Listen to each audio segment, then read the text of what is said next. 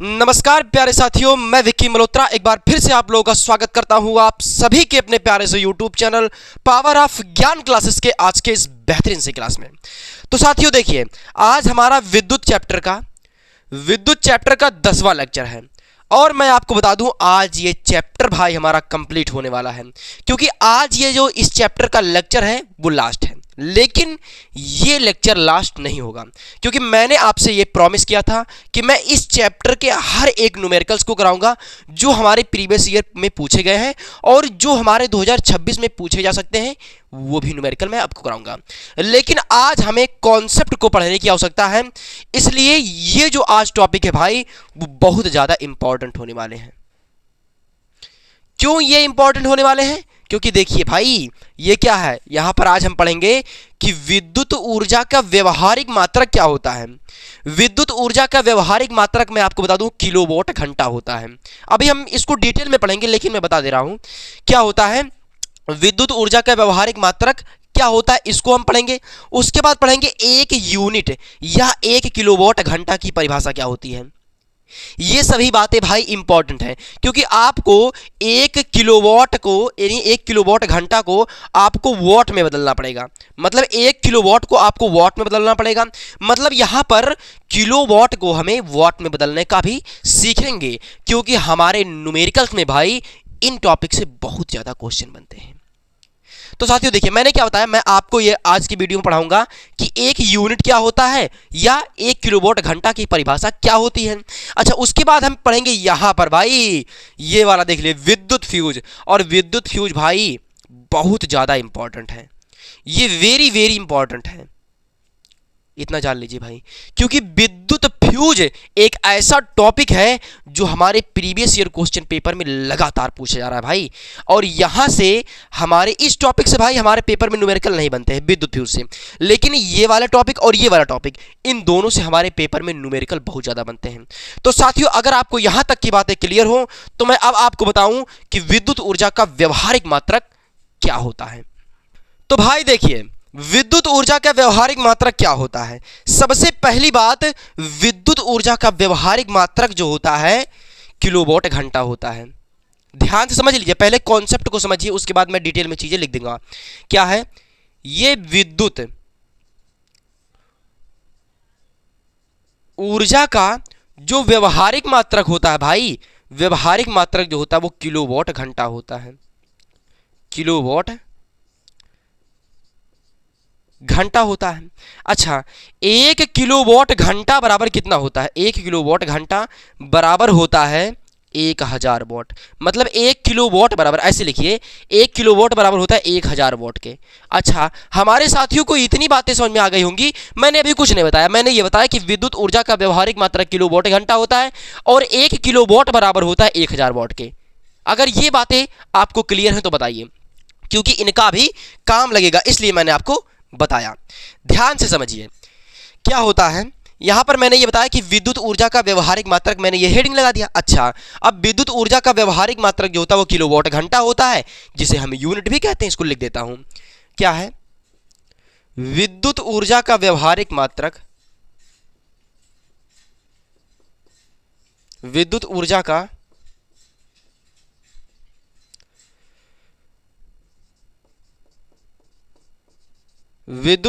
व्यवहारिक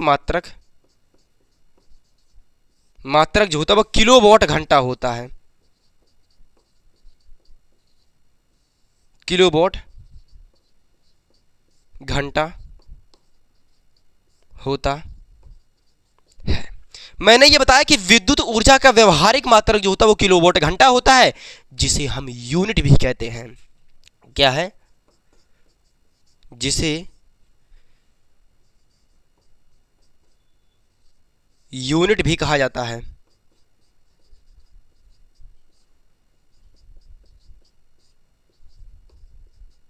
यूनिट भी कहा जाता है।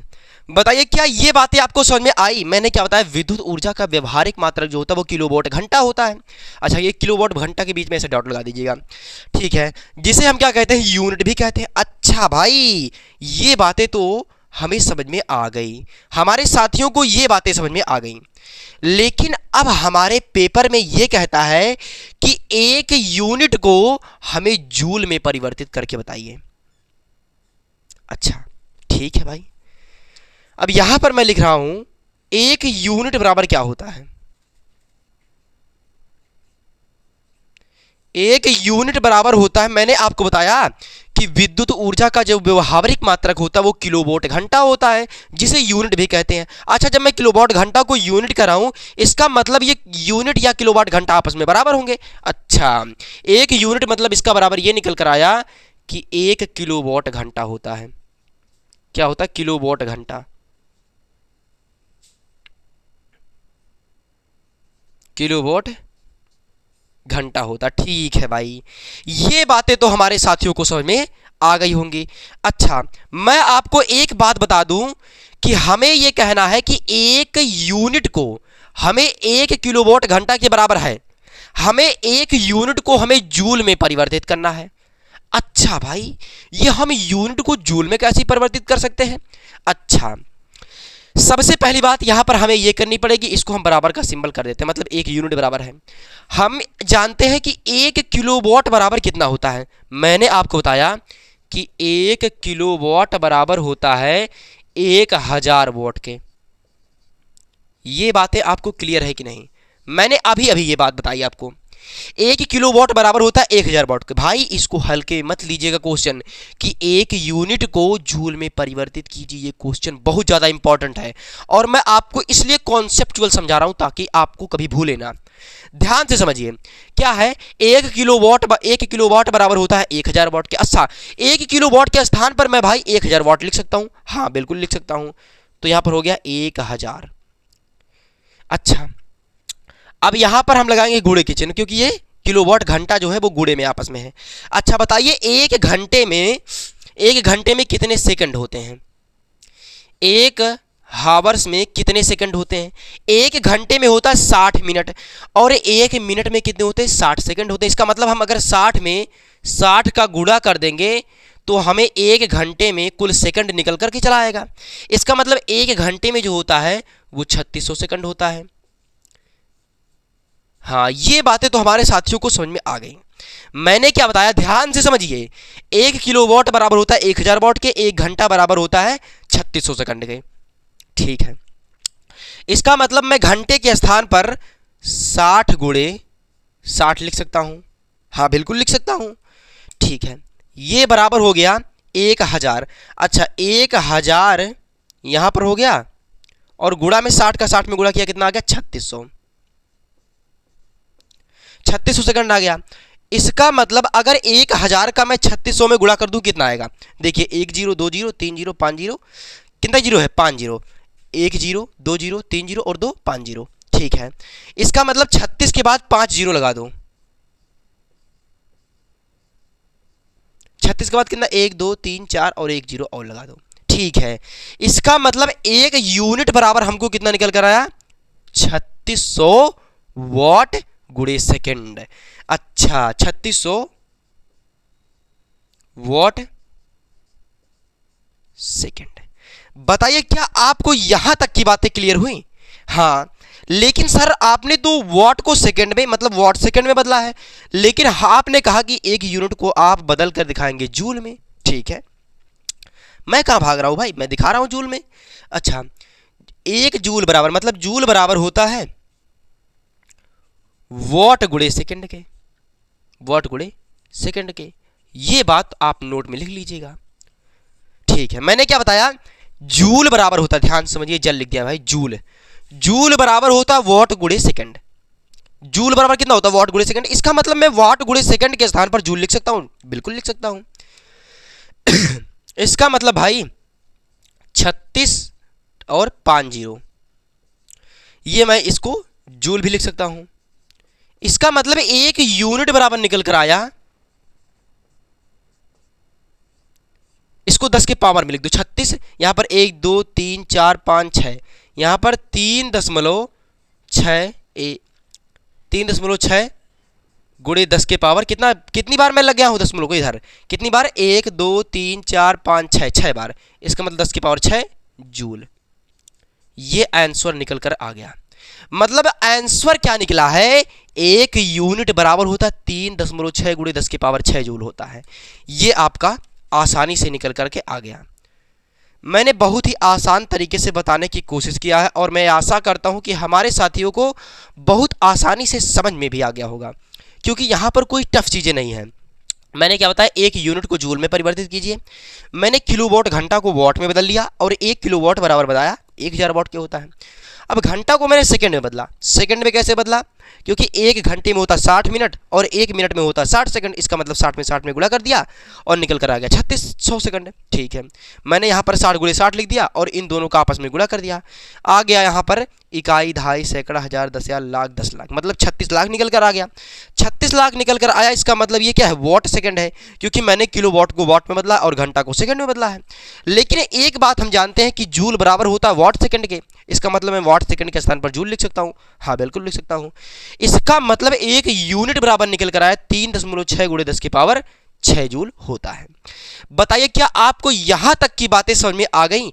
यहां तक की बातों में आपको 1% का भी दिक्कत नहीं होगा। मैं ये आशा करता हूं कि ये सभी चीजें आपको समझ में आ गई होंगी। अगर यहां तक की बातें समझ में आ गई हों तो मैं एक जूल या एक यूनिट या 1 किलोवाट घंटा की परिभाषा बताता हूं। क्या बताया, एक यूनिट या 1 किलोवाट घंटा की परिभाषा क्या होता है।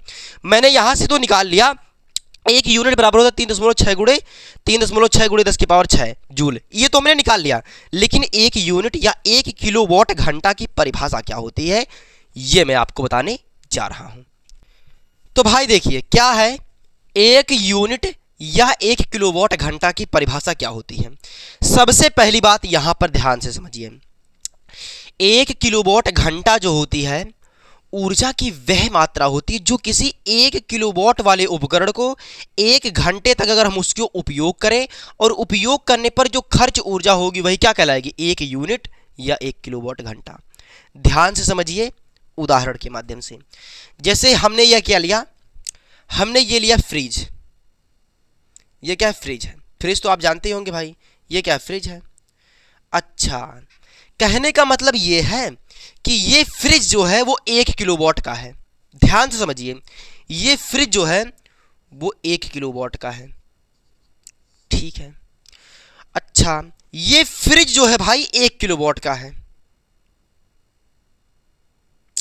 1 किलोवाट का है। अच्छा, अब इस फ्रिज को अगर हम 1 घंटे तक चलाएं, इस फ्रिज को हम क्या करें, 1 घंटे तक यूज करें, उपयोग करें, 1 घंटे तक उपयोग करें।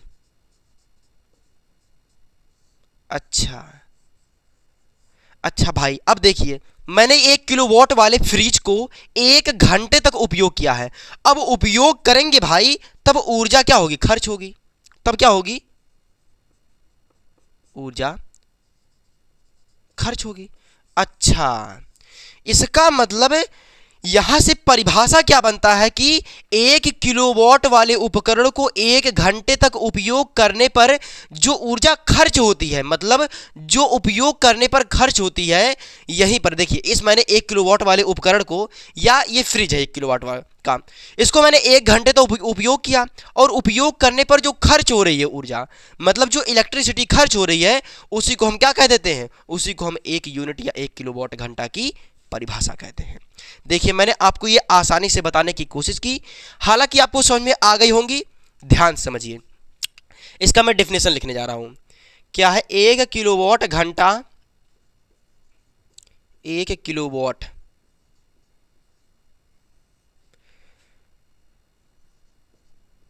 घंटा ऊर्जा की वह मात्रा है, ऊर्जा की वह मात्रा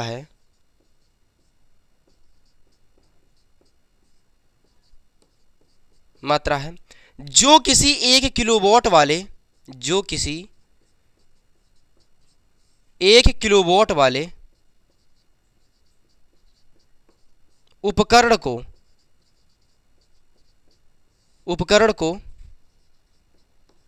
1 घंटे तक 1 घंटे तक उपयोग करने पर खर्च होता है। 1 घंटे, यहां पर हावर्स मैंने लिख दिया है। 1 घंटे तक उपयोग पर खर्च होता है, खर्च होता। 1 घंटे तक उपयोग पर क्या होता है? खर्च होता है, या 1 घंटे में उपयोग पर खर्च होता है। 1 घंटे में लिख लीजिए, 1 घंटे में, बस ये आपका फॉर्मूला बन गया। लेकिन यहां से एक फॉर्मूला निकलता है। फॉर्मूला क्या होता है? 1 यूनिट। मतलब अगर हमें यूनिटों की संख्या ज्ञात करनी हो तो हम कैसे करेंगे? ध्यान से देखिए, फॉर्मूला, फॉर्मूला, अच्छा, फॉर्मूला बराबर होता है यूनिटों की संख्या। ध्यान से समझिएगा, इस फॉर्मूले का जब मैं न्यूमेरिकल कराऊंगा बहुत ज़्यादा यूज होगा भाई, कसम से बता रहा हूं, इस फॉर्मूले का यूज बहुत ज़्यादा होगा भाई।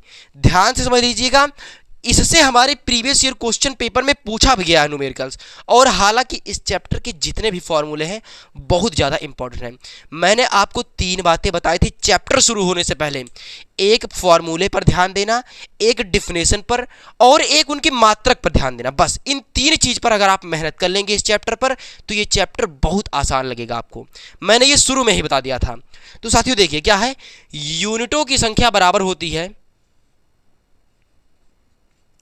यूनिटों की संख्या बराबर होती है किसके? बताइए। यूनिटों की संख्या बराबर होती है वॉट, मतलब कितने वॉट खर्च किए हैं, वॉट गुणे घंटा गुणे दिन बटे 100। बस वॉट गुणे घंटा गुणे दिन बटे 100 नहीं साथियों, 1000, क्योंकि हमें 1 वॉट मतलब 1 किलो वॉट बराबर कितने होते हैं? 1000 वॉट। और यहां पर हम खर्च की गई ऊर्जा को हम किस में ज्ञात करेंगे? किलोवाट में। इसलिए नीचे क्या होगा? 1000 से भाग दिया जाएगा।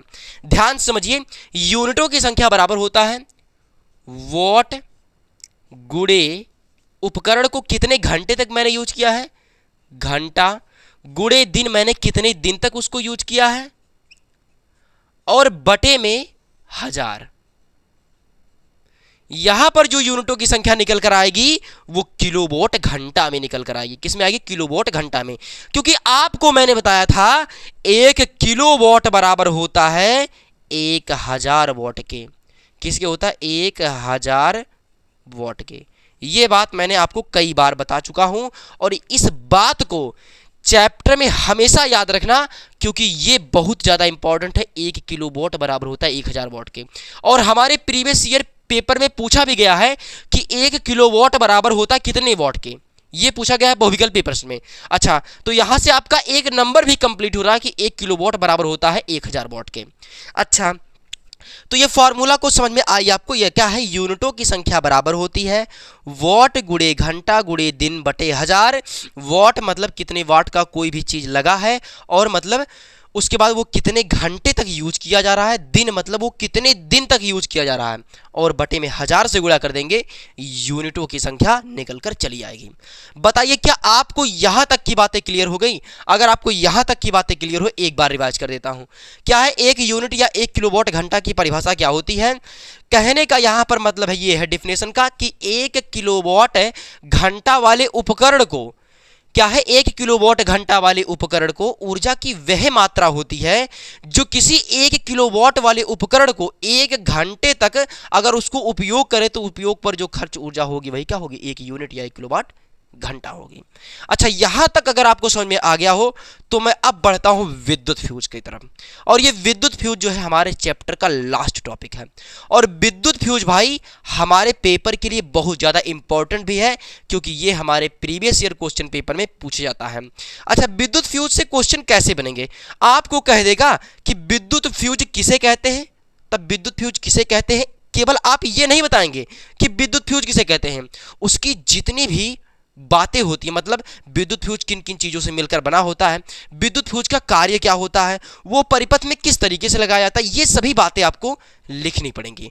तो साथियों मैं विद्युत फ्यूज आपको बताने जा रहा हूं। तो भाई देखिए विद्युत फ्यूज क्या होता है। सबसे पहली बात यहां पर विद्युत फ्यूज जो होता है वो आखिरकार होता क्या है। सबसे पहली बात मैं यहां पर बता दूं कि ये जो टॉपिक है वो इंपॉर्टेंट है, मैंने अभी आपको बताया। लेकिन इम्पॉर्टेंट होने के साथ साथ ये बहुत ज़्यादा एक इम्पॉर्टेंट टॉपिक भी है। आखिरकार कभी कभी हमें ये पता होता है कि आखिरकार खंभों पर फ्यूज क्यों लगाया जाता है। हमारे घर में एमसीबी बॉक्स होता है, उस पर भी क्या होगा, फ्यूज लगा होता है। आखिरकार ये फ्यूज लगता क्यों है? अच्छा, ये बातें तो हमें कंफ्यूज करती हैं कि फ्यूज लगता क्यों है। तो आज हम उस फ्यूज का मतलब पढ़ लेंगे। सबसे पहली बात, विद्युत फ्यूज जो होता है वो किन किन चीज़ों से मिलकर के बना होता है। देखिए, तांबा, टिन और शीशे के मिश्र धातु से मिलकर के ये विद्युत फ्यूज बना होता है। ये मैंने नीचे इसलिए लिखा क्योंकि ये हमारे पेपर में बहुविकल्पी प्रश्न में पूछा जाता है कि विद्युत फ्यूज जो होता है वो किन किन धातुओं से मिलकर के बना होता है। आपको ऑप्शन में देगा तांबा, टिन, शीशा या इनमें से सभी, तो आप टिक करेंगे इनमें से सभी।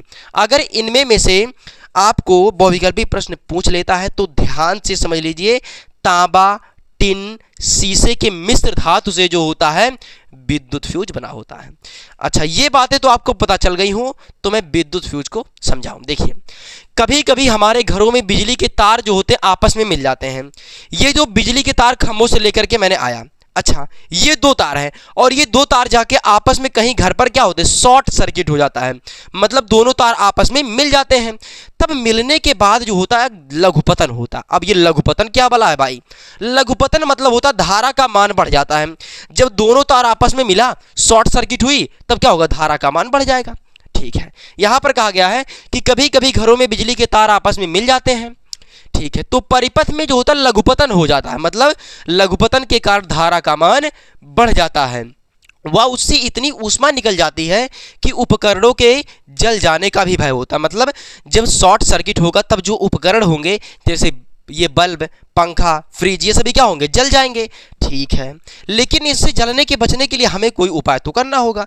तो उपाय देखिए, इस दोष को दूर करने के लिए परिपथ में जो होता है जिस युक्त का प्रयोग किया जाता है उसे फ्यूज कहते हैं। अच्छा भाई, फ्यूज का ये काम होता है कि अगर मान लीजिए कहीं दो तार आपस में मिल गए, लघुपतन हुआ, शॉर्ट सर्किट हुआ, तब ये जो होंगे पिघल जाएंगे और जब पिघल जाएंगे तब जो परिपथ होगा वो मेन लाइन से कट जाएगा। इसका मतलब धारा का प्रवाह आगे नहीं हो पाएगा। इसका मतलब उपकरण से बच जाएगा, मतलब उपकरण जलेगा नहीं। ठीक है, वही बात यहाँ पर कहा गया है। कहा गया क्या है, इस दोष को दूर करने के लिए परिपथ में जिस युक्त का प्रयोग करते हैं फ्यूज कहलाता है।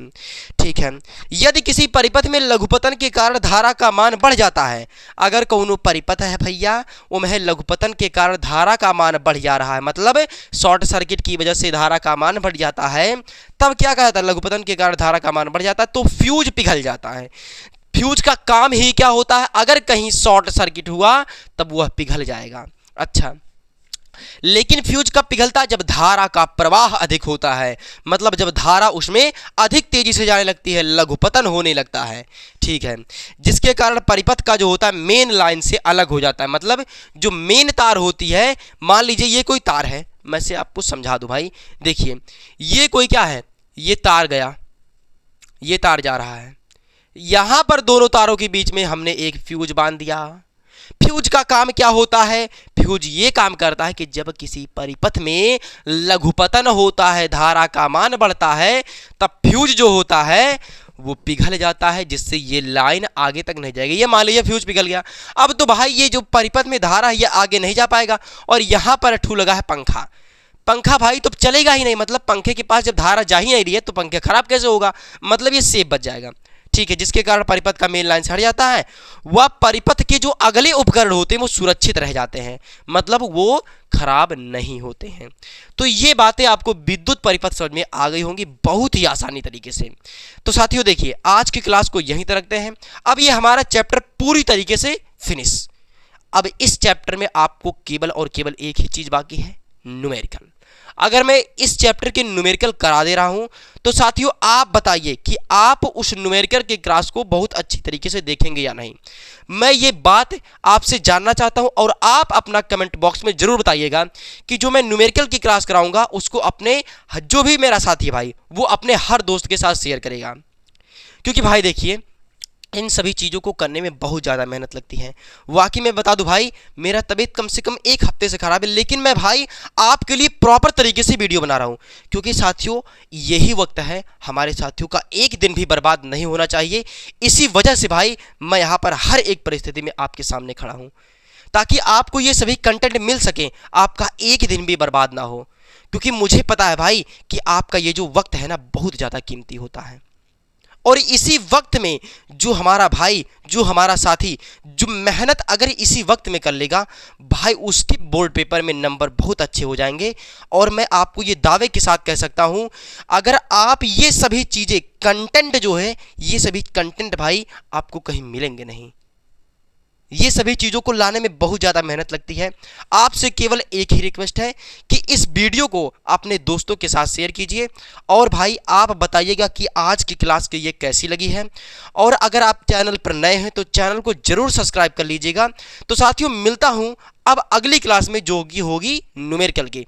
और मैं आपको ये पक्का बता दे रहा हूं कि अब की बार मतलब जो अगली क्लास मिलेगी वो आपको न्यूमेरिकल की ही मिलेगी। उसके बाद हम चलेंगे न्यूमेरिकल को करके अगले चैप्टर पर, क्योंकि मैं चैप्टर को प्रॉपर तरीके से फिनिश करता हुआ आ रहा हूं, ताकि आपको कंटेंट प्रॉपर तरीके से मिलता रहे और आपको 1% का भी कोई भी प्रॉब्लम ना हो। तो साथियों, मिलते हैं अगले वीडियो में, तब तक के लिए bye bye, take care, thank you.